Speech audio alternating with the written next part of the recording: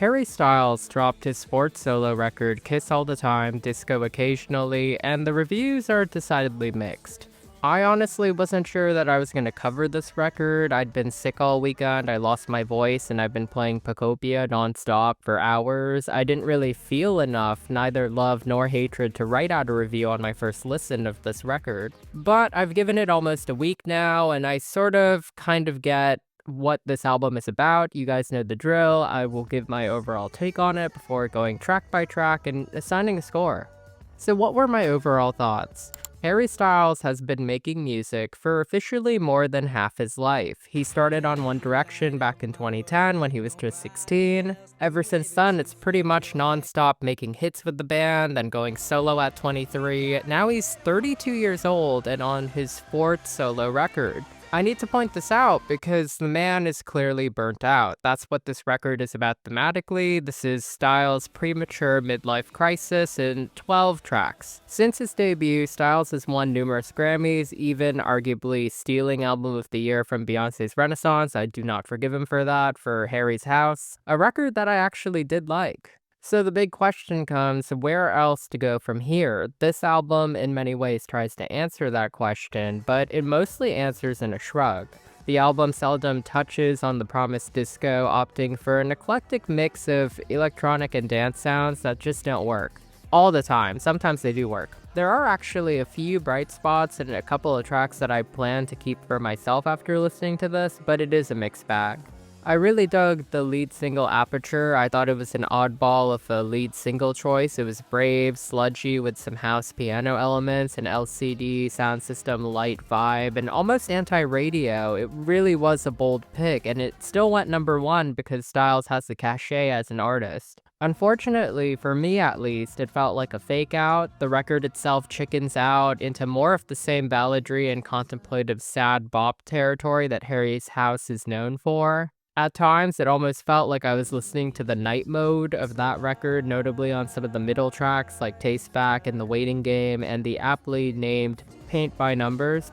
I often talk about producers when I do these reviews, and here I have to note that his longtime collaborator Kid Harpoon is back. While the production on this record has its brilliant moments, it is a sign of the times for Harry to consider working with another producer to diversify his soundscape. Kid Harpoon's work here feels a little too familiar. Again, there are occasional sparks of brilliance, but at times this does feel like Phoenix, LCD Sound System, and oddly enough, Foster the People cosplay. Lyrically, this record is a step down from Harry's House. I think the hooks themselves on a lot of these tracks are simple and catchy, but some of the verses are pseudo-intellectual, faux deep nonsense. Granted, Styles did say that this album was meant to evoke a very long diary entry, but oof. Case in point, on Pop, a track that I did like, verse 2 alludes to ketamine use and possible bisexuality through abstract Rupi Kaur-esque lines. The strongest track, narratively, is Paint by Numbers, despite being a sonic snooze fest to me. The track's verses touch on Styles' burnout.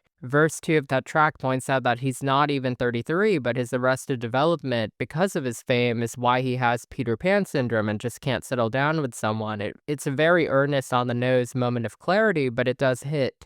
The biggest letdown, though, of the record for me is the sidelining of Styles' vocals. Harry's always had an expressive, distinctive voice that isn't afraid to soar or even fight against the production. Here on this record, it ends up being lost in the groove and it feels relatively downcast and muddled. It might be like a choice stylistically. There are intentional effects and processing that occasionally do sound cool at first, but then they wear out their welcome at the end of the song. Ready, Steady, Go is like the biggest offender for me.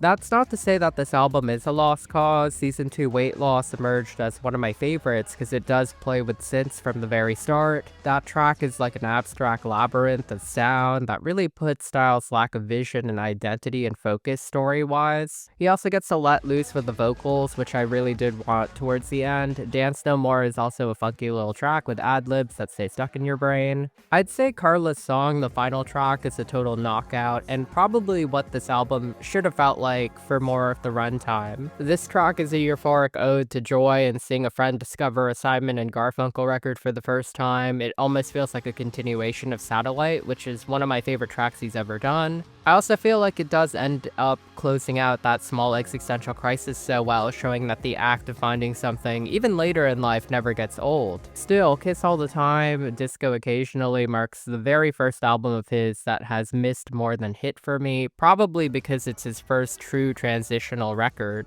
His debut was a take-me-seriously glam rock-inspired affair. Fine Line was him finding more of his own palette and sound. Harry's House was a defining post-pandemic record that actually helped a couple of people move on from it. There's no clear message on this one, and that's perfectly fine, but it does ultimately cause the record to suffer. And before I give the final score, as per tradition, I will talk about each track. Aperture remains one of my favorites. It was a grower for me, but ultimately it really was just like this left field thing for Harry. The atmospheric energy of the production really does shine on some good headphones and speakers, and while I did find the song a little flat at first, the fugue, almost defeatist delivery of the chorus really makes this work for me. Aperture is like a metaphor for the part of the camera that lets the light in. I thought it was clever, juxtaposed with the irony that the song lacks focus. In the context of the album, this is almost like a panic attack to me. The listing at the opening feels like this is the inciting moment that starts the story. American Girls is seemingly the next single based on the fact that it got a video. I think it's more of a conventional track that heaves closer to Harry's House down-tempo tracks. The chorus itself is a monster. I think it's catchy. Sonically, this song felt in line with the 1975 sound to me, but without the slavishly witty writing. The track's lyrics actually try to be a little wry, but they end up reading just a little too simplistic. Still, the production does come through at the end with those liquidy synths that add a very neat, kitschy texture to the track. Ready, Steady, Go was a track that I just love and then hated at the end. The bass line at the start actually had me pretty amped, along with some vocoders on Styles' voice at the top. The chorus itself has this really sick, stringy sound to it at the start, where the vocals do come in clean and fresh, and then it gets dicey with the voice effects. Ultimately, it just evolves into him saying the title over and over again repetitively, which got annoying very fast. But the production was very gripping. Are You Listening Yet was a track that I tuned out a little bit on. The first few verses are very diaristic. You've had your tummy tickled, are you listening yet? That line had me kind of rolling my eyes a little bit. This track is about the war between heart and mind and trying to be more self-aware, but it's also a little bit of a snooze. I really did dig the drums and the production, and the march-like vibe to it almost feels like a call to arms, but again, this one was a little too repetitive for my taste. Taste Back is a mid-tempo track that really relies on that powerful chorus and the atmospheric production to work. There's almost like an aquatic energy to it. The way that he sings You on this actually reminded me of how he sings it on Little Freak on Harry's House. The track appears to be addressed to an ex with the line asking about whether or not they got their taste back. It's kind of like this sassy way of telling them if they got their shit together, and it's almost ironic because throughout this entire album, he himself is lost. There's a moment for reconciliation, but he wonders if it's real or if they're just bored and looking for something easy. By the time The Waiting Game came on, it was just way too much low-tempo sad pop, which, just felt a little too stale coming from Taste Back. This track itself is not bad, but it's also very repetitive, which is a theme throughout this entire album. I get pop is supposed to be repetitive, but not to this degree. It's this track about self-pity and self-mythologizing, which doesn't actually mean facing your mistakes head-on, and playing the waiting game becomes this metaphor of letting time pass without things getting better. I thought his voice sounded really good on this, but this was kind of filler to me. Season 2 Weight Loss, I discussed earlier in my general thoughts. I have to say that it was very refreshing after these two kind of like sad tracks. I think the percussion is just explosive on it. There's almost like a trance vibe towards the end where you feel him spiraling, what he's going through, and it doesn't feel repetitive in a boring sense. It feels intentional. This track touches on his struggles of living in between albums and tours and pondering whether or not fans will accept him for who he is or who he's become since they last saw him. That or they want him to put on his old hat self and stay loved. It's not clear what the title is about, but I feel like it might be in reference to actors who change in between seasons of their shows. Coming Up Roses would have been a chop for me if it was not for that lush orchestral production. I really was just not in the mood for another slow track, just as the energy was starting to pick up. But towards the end, those sweeping strings finally got me, and I feel like the lyrics are your kind of standard yearning for assurance from a lover and trying to reconcile if this is hope or delusion pop songwriting, but his delivery is what makes this track okay. Pop was an instant save for me. While it does sort of hew closer to Harry's House, this time feeling like a sequel to Cinema down to the lyrics, it's a much needed speed up in tempo. The song seems to be this playful metaphor about mixing flavors and kissing. The chorus is just extremely simple, but the little pop ad-libs feels like Styles is actually having fun for once. The instrumental has a jingly, kind of sprightly energy to it that keeps you on your toes, and the synths just they just feel very nostalgic. They feel like something you've heard before, but also a little bit new. I think this is solid pop. Dance No More keeps the momentum going. I think it was a funky, nice little track that kind of echoes the DJs Don't Dance No More in the chorus. It really tickles that ear. I think the lyrics speak to Styles trying to sort of separate himself as a person away from a performer. And I really, really, really love the bridge. I think it's a highlight on the album. I think it's one of those few moments again where Styles actually feels happy to be there in the recording booth. Paint by Numbers is the last jump scare of a down-tempo track. I mentioned earlier that this was the clearest and honest that he was going to be on this record. It's this confessional track about being painted into a corner by his namesake and career, but that being said, I just think that it's just poorly track listed and a buzzkill as the second to last track.